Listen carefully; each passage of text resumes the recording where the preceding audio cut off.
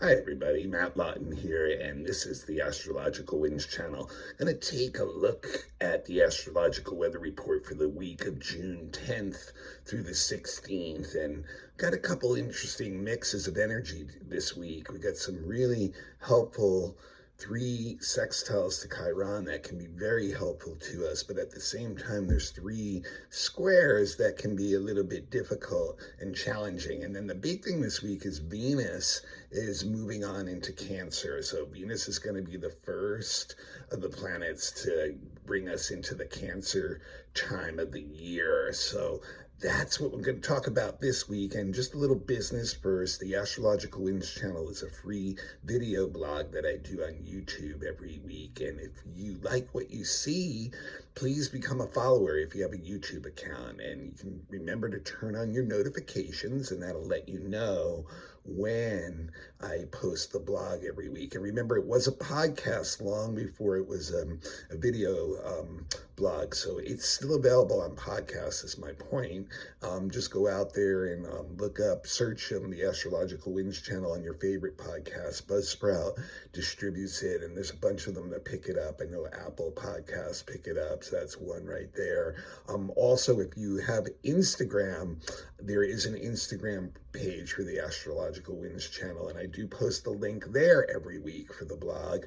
And also sometimes I post additional comments during the week for certain days too on that, so you may be missing out on that if you're not following me on Instagram. And I do put it up on Facebook too. You have to friend me on my private account, which is Matthew with two T's, Lawton, Lauten, and I get around to approving those friends every once in a while. So if you'd rather have it show up on your newsreel, the best way to get it though is on my website, www.astrologicalwinds.com, not channel, it's just astrologicalwinds.com, and all the blogs are embedded there. You can go back to last month or the beginning of the year or whatever one, but every week I have it there too.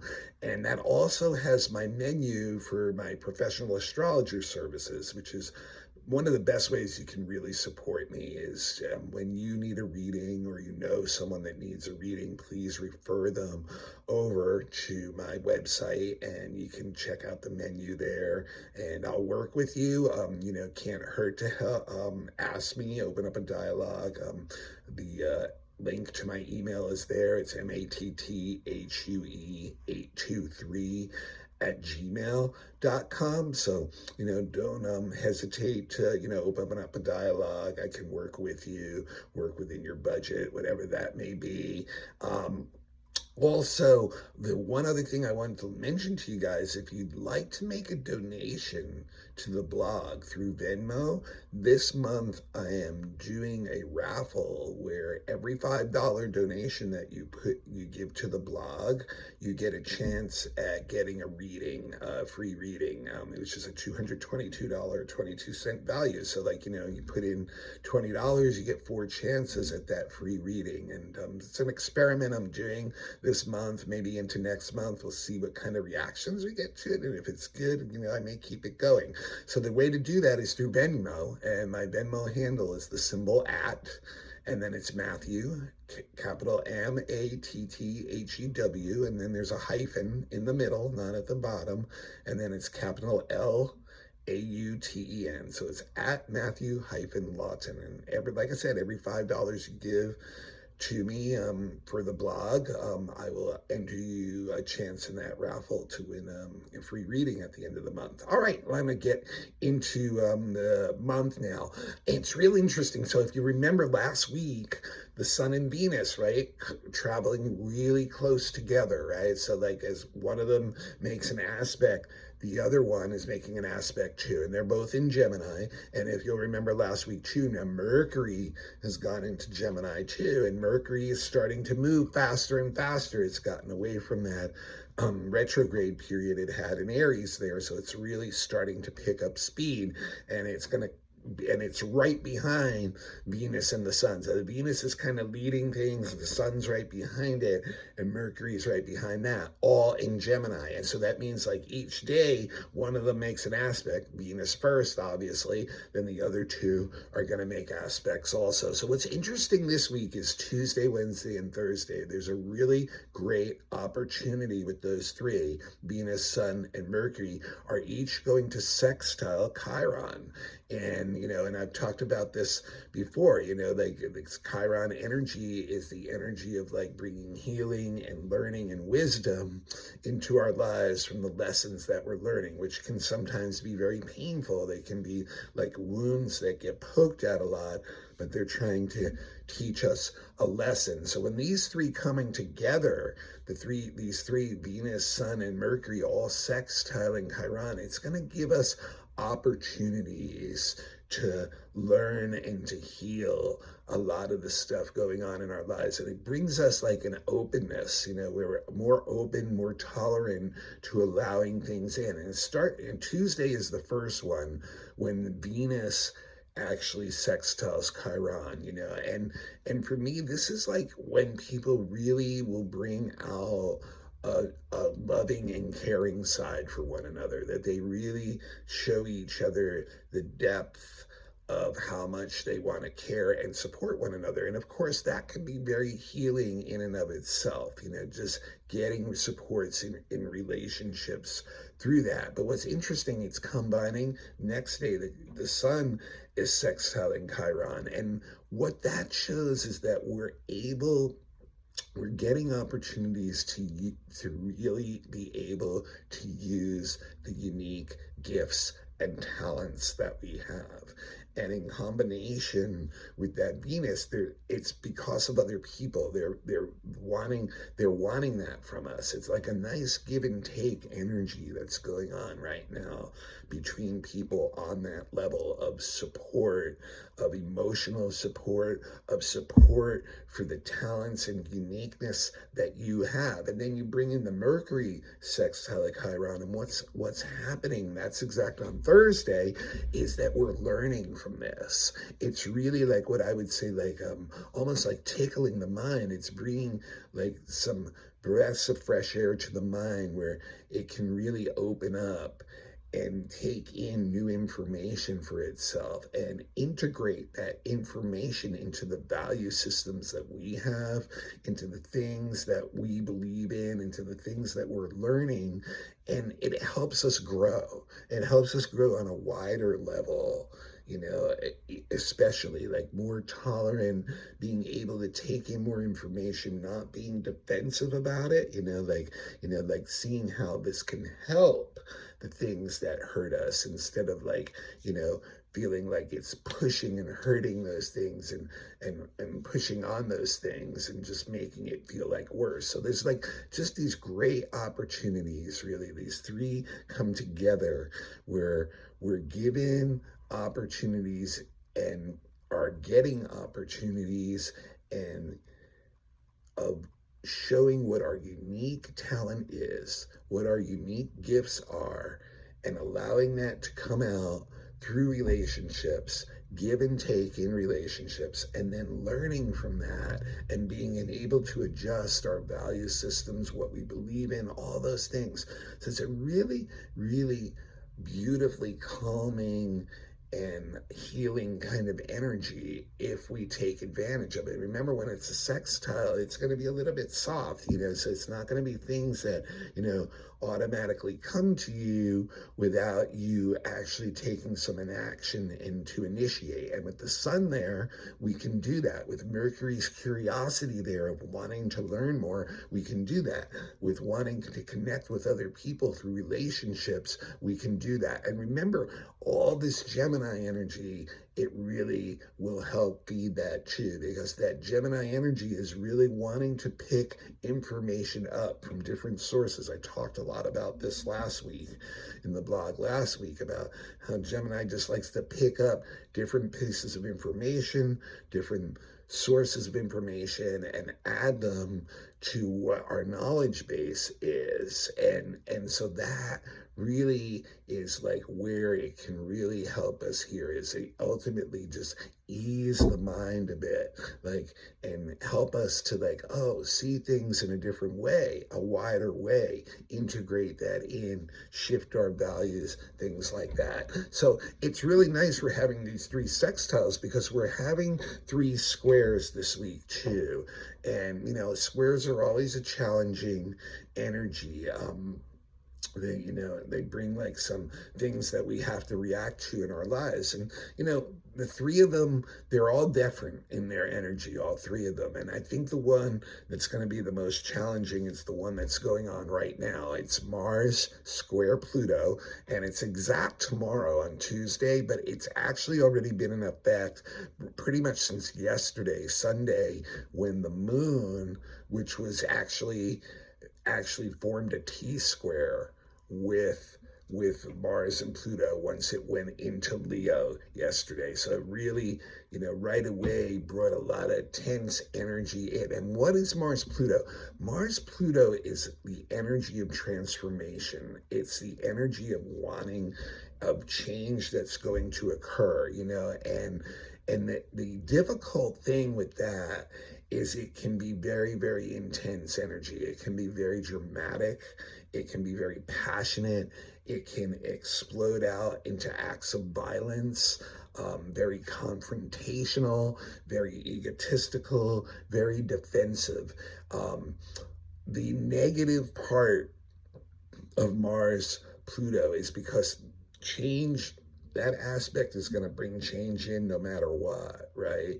And even if it's destructive, it's going to bring change in. It's like where things have gotten to an unbearable level in certain situations, and it's just going to explode out. So on a lower consciousness level, that energy can be very, very violent. You know, this can be people misusing and abusing their power in very defensive, egotistical, aggressive ways. And I actually will tell people under this aspect, if you know that there's people in your life that have a tendency towards violence and anger and explosive energy, this is a time where you want to try to avoid them. And because they are likely going to be triggered on that very base instinctual energy and be feeling very defensive, very aggressive, possibly even ruthless.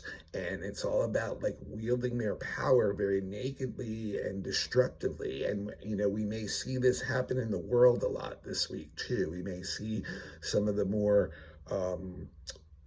violent parts of the world really explode into like really intense energy this week, you know, and events, and even individuals acting out of that energy. The Mars energy can be very individualistic and egotistical. Now, the conscious way to use Mars Pluto is to clear things, to purge out the things that are that dark energy or energy that's blocking you, power, people that are using power to like manipulate you or try to get you to do what they want you to do.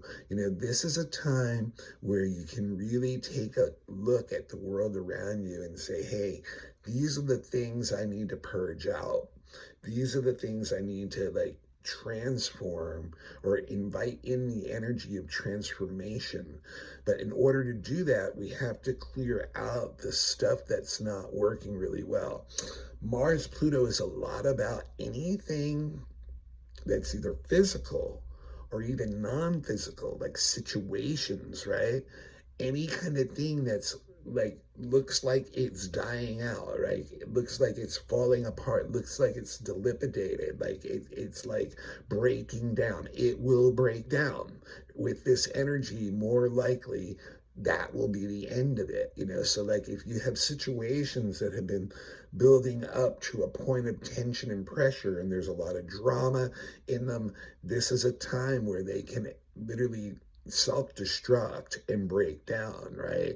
And the same with mechanical stuff. If there's things you have holding on that aren't working that well anymore, this is a time where there's a real good chance they're going to break down. But we have to remember, part of the energy that's going on with this stuff, there can be a lot of anger, a lot of resentment, a lot of rage at people that we feel that are blocking our power, blocking our ability to creatively change, blocking our ability to transform what we want to transform. And that energy can explode out into ruthless, underhanded, violent battle type stuff. So we have to be really, really careful with this energy. It is very easy to get into defensive posturing.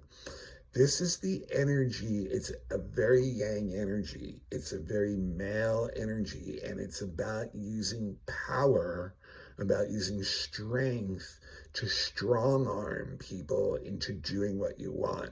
It can be very patriarchal in its nature and very, very plutocratic when it comes to like society. So we can see like governments or leaders, people like that may become these very, very intense people who are going to do these power plays, power trips, things like that. Here's another thing about it, and this goes in with the breakdown stuff. Anything, situation, or things that you have like loose ends on that you haven't been taken care of, they're likely going to trip you up now.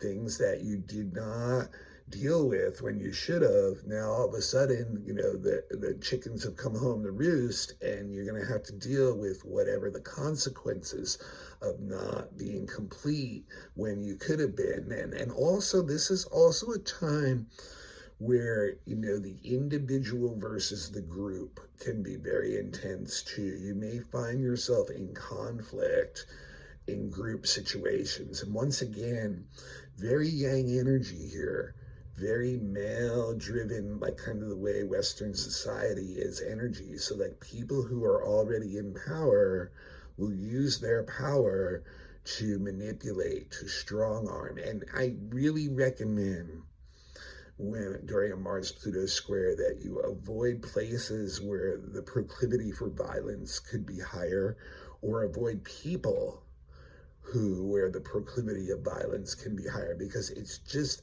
very raging energy that, if you're not conscious of, can explode into very destructive, violent stuff. And it can be self-destructive too. Believe me, you can do things that will destroy your reputation in public and in society by overreacting to things. So it's an energy to be very, very careful of this week. And like I said, it already kicked in yesterday on Sunday with the T-square.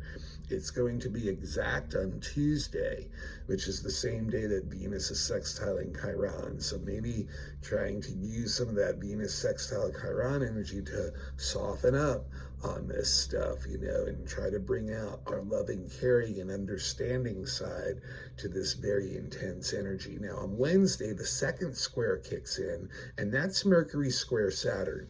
And that's a very different effect than the Mars square Pluto. This is more of an effect on the mind, okay? So Mercury square Saturn gets us in a very serious frame of mind. It gets us into wanting to take care of details, but it also gets us very judgmental, very narrow-minded, not being able to see the forest for the trees kind of energy, right? So like, we can kind of lose our grander vision and allow little things to take us off course. It's really easy to see flaws with Mercury Saturn and like where you've made mistakes, and what you can react to that in a couple different ways. One way is to be like, okay, I'm just gonna, I can correct these mistakes now. And the Mercury Saturn gives a great focus, a great concentration of the mind, where it can be like an editor. It's kind of like an editor, you know, like going through something and seeing where you need to change all these little things to perfect the system. But the problem is you can get very, very judgmental. And when that happens, you can get very much into a negative loop of thinking, negative thinking loop, which, you know, can isolate you, can get you into a depressed state of mind, can even have you feel like you don't want to deal with people and, you know, separate from them in different ways. And Mercury, Saturn will shut down communications and keep most of the talk in our head. It's more of like, you know, a lot of self-talk going on, which is actually a good thing because a lot of it is many times judgmental, and it's stuff that people really, you know, just don't want to hear from you, or they're going to get upset and it's going to end up being, you know, argumentative. But, you know, like I said, I think it's a really excellent square. I use it to do paperwork, basically, to do detailed paperwork type things that a lot of other times I'm not into doing. So I think that's really an excellent way to use this, because you do have a very focused mind. And if you can use it, you can really do things correctly and get all the details worked out really well. But it is not good for communicating. So even though like it may be good for business paperwork, when it comes to like negotiations, contract, sales, things like that, it's going to be very difficult to connect with people. People are going to not be as receptive with one another. They're going to be kind of in a judgmental, narrow mind about the way they look at things. So there can be a lot of misunderstandings. There can be a lot of delays. There can be a lot of like difficult agreements. So it's not really the best way to try to like get that kind of stuff done. It's a better day to work alone on the stuff that, you know, you can really get focused on and really need to fine comb with. And you have the Sun sextile Chiron that day too. So if you have talents that are good at that, it can get really congruent, and you can get very adept at, you know, correcting a lot of those things and perfecting a lot of things. So that's interesting. Now, also, that last square is going to come on the weekend. So before that, on Friday, we have the Sun and Mercury conjunct. And this is their superior conjunction. So if you remember a few weeks back, during Mercury retrograde, they had an inferior conjunction. And I said to you guys back then, that's a time where you can get the seeds of a lot of ideas, right? And really, you know, start to like have these thoughts of some new ideas. But during Mercury retrograde, not really a time you want to get that out. Now we have the superior conjunction, where Mercury is caught back up to the Sun on Friday in Gemini. And this is the time to initiate. This is the time to start to get your ideas out. Anything that you were like, you know, during the Mercury retrograde period that you were thinking, oh, you know, this might be a really good thing to bring out to the world. This is a really great time to do it. You know, this is a time of beginnings. And what's excellent for Sun conjunct Mercury is business.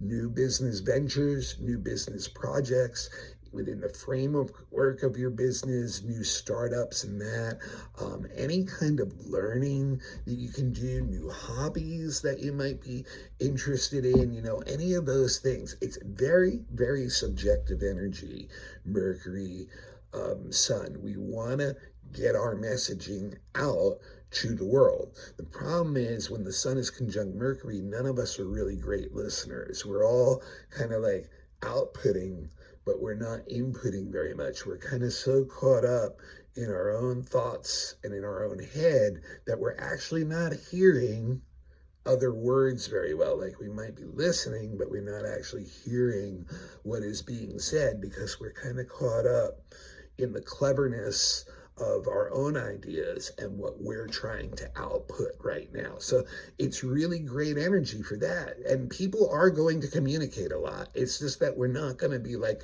absorbing much from each other because we're so kind of hell-bent on getting out our own energy and our own ideas that we kind of not are taking, we're not really taking much in from others. Now, one of the things that's really interesting about this too is it does have us what I call live our lives very subjectively. So we're really deeply into the experiences that we're having, and we learn a lot from that. It's direct learning, experiential energy.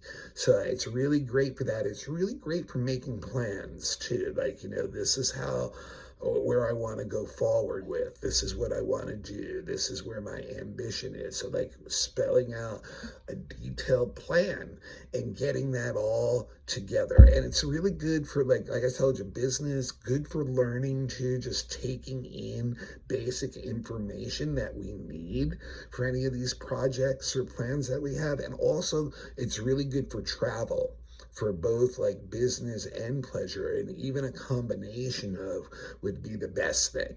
Now, the last square that's happening is on Sunday, and that's Venus square Neptune. And out of the three squares, this is definitely the easiest square. It's nice that it's on Sunday. It's not a very difficult square. This square is about relationships, right? It's mainly about like having ideals in relationships about the way you'd like to see them be, right? And realizing that your loved ones, your friends, your family can't always be living up to what those ideals are. So there can be disappointments, basically. We have to accept that the reality of relationships is not the same as the way we would ideally like to see them. So there can be a little bit of disappointment there, but also at the same time, we can really have a nice day with our loved ones. Be really open to them. We can get into some very romantic type of situations. We don't have the best discrimination in the reality of those relationships, but we can still have some very beautiful moments together, is a good way to say that. And what's interesting about this one too, a lot of inspiration, right? A lot of imagination comes out of this from Neptune and Venus. With the square may act on that and actually be artistically or creatively productive or fruitful. Like there's enough of the square's energy to be like, oh, not only do I see this really cool idea that I have, this creative idea, but I actually want to, work with it. And so it's a great day to actually make art, that kind of thing. But we, definitely like have one of those things where our values and our ideals in the real world, especially in relation to other people, just, don't fit. And how seriously you take that or not is how hard this thing be. If you just like, oh, well, that's the reality of the situation. I still have compassion and understanding for where other people are coming from, and still want to try to connect with them on that level, even though I know they're never going to be completely the ideal way I would want them to be. Then that's a good attitude, because you can have a lot of really good connections with people. But if you kind of like trying to get someone to be who you want them to be rather than the person that they are, then you're going to probably end up running into a lot of disappointment with that, and it may be a struggle for you, and you may decide, hey, I need to move on from this relationship too. Also be a little bit careful with your money. With Venus Neptune, we may spend money frivolously. The one other thing I want to mention this week, and it's pretty big, is that Venus will go into Cancer right after the square to Neptune. Neptune is right at the end of Pisces, and it's going to go retrograde before it goes into Aries, and that will be a massive shift next year. I will be talking about Neptune going into Aries, but it's at this critical degree right now. So this is really learning to accept the reality of relationships, and knowing that you can never exactly get them perfect. But like, if you can bring in compassion and understanding and empathy, that you can really have some good connections that do energize you, that can meet some of your ideas, maybe can bring you in romantic relationships, can have like soulmate type connections on all kinds of levels with people. But anyway, Venus goes into Cancer on Sunday too, and that's going to be the first planet to go into Cancer next week. The sun will join it, and Venus really likes to be in Cancer, in my opinion. I've watched Venus in Cancer for a long time, and it's a very caring, loving, affectionate, nurturing energy, especially for our loved ones, our family, our best friends, our partners. We want to be closer to people emotionally when Venus is in Cancer. We want to give and get nurturing from others. It's what brings us comfort. It brings us, it makes us feel good, that, we're getting support and we're able to give support.